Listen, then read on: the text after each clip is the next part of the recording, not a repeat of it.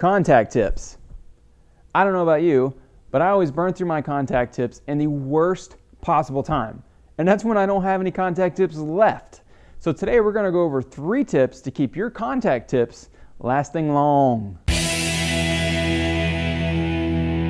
All right, so contact tips are one of those things that I rarely ever think about until I'm completely out of them. And that's because I usually buy them in bags of anywhere from 15 to 20, right? So they're just there, you have enough of them. So as you burn through a tip, you just go reach and you grab for another one and replace it. Now it doesn't happen very often, but I just don't think about buying more contact tips because I always have them. So when I go to reach for one and I don't have any more left, then I'm stuck. It always happens like on a Friday at the end of the day when my welding supply store is closed and then I gotta wait all weekend to go get something when I'm like a few welds away from finishing a project. So infuriating. Let's go over a couple tips to make sure that this doesn't happen to you. So tip number 1. Keep your contact tip clean. Now, how do you keep it clean? How do you keep the spatter and the buildup and everything off of it? Well, the easiest thing to do is to use spatter gel or nozzle gel. Now, we've covered this stuff in the past in other videos, but this stuff is fantastic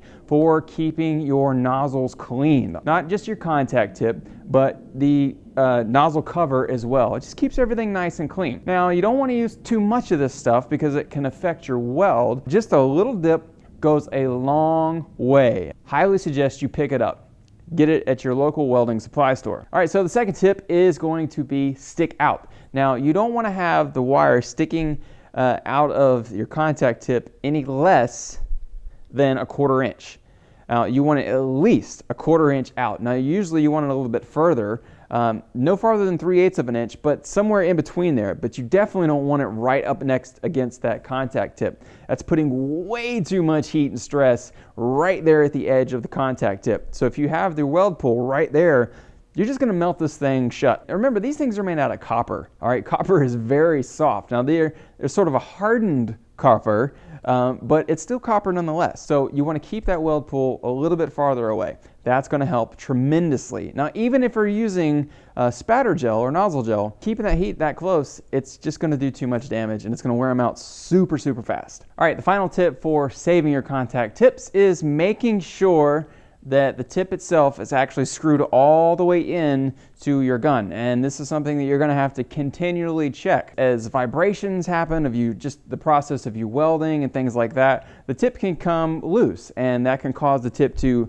jostle around a little bit and that can cause a lot of problems. All right, now this isn't something that you have to check like after every single weld or anything, but just, periodically every hour or every 2 hours or whatever, if you're welding a lot, just make sure you give it a good, twist, make sure it's on there nice and snug. And that kind of goes for, all of the parts of your gun that are loose, right? You want to make sure your nozzle's on all the way.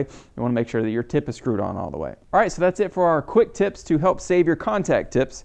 Try saying that 3 times fast. It doesn't take much to save your contact tips, but it is a huge pain in the butt when you start blowing through them really quickly. So use these tips, help keep them clean, help keep your welds nice and clean, and make life a lot easier for you. So that's it. I'm Andy Fogarty from theathomewelder.com. This has been for kingmetals.com. So if you want more tips like this, come over to theathomewelder.com, sign up completely free. We'll send you more tips and tricks like this every week and give you some cool ideas on how to use great materials from places like kingmetals.com.